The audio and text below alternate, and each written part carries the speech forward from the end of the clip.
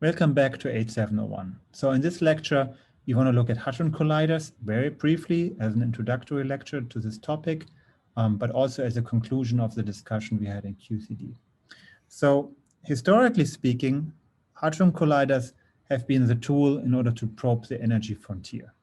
So, and that has to do with accelerator technology, the fact that heavy particles emit less synchrotron radiation allows them in circular colliders to be collided at higher energies.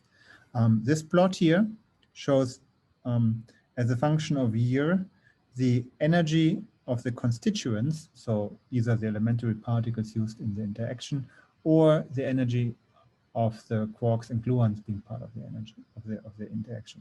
And you see that typically we find that hadron colliders here in red have an edge over lepton colliders in terms of the maximum collision energy. So the energy frontier usually is given by the hadron colliders compared to the lepton colliders. The plot here is a Livingston plot, and it's a little bit old. We are now here in 2020. We haven't built this machine yet. We might build a lepton collider at 250 GeV in 10 years from now or 15 years from now.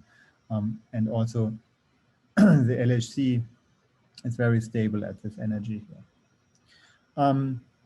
But the point of this lecture is more to discuss how we can make a cross-section calculation for proton-proton collisions.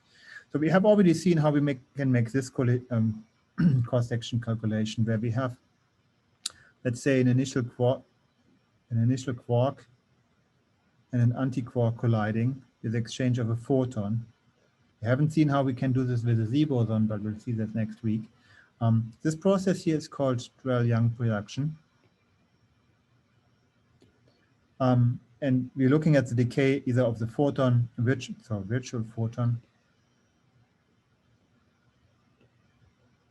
or the Z boson and a pair of leptons, electrons or muons or taus. So we can calculate this, and we call this cross-section the hard scattering cross-section of this hard scattering process.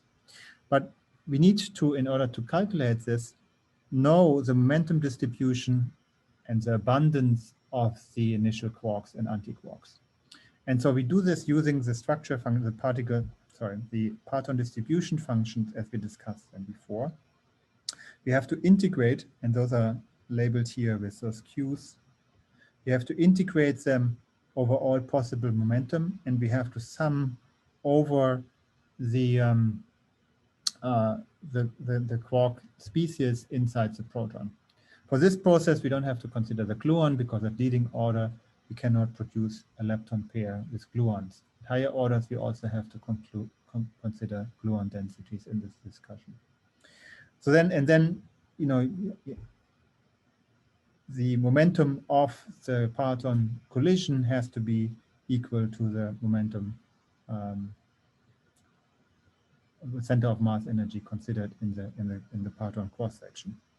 This process, this technique here is called factorization. So we factorize the hard scattering process from the structure of the proton in the cross section calculation.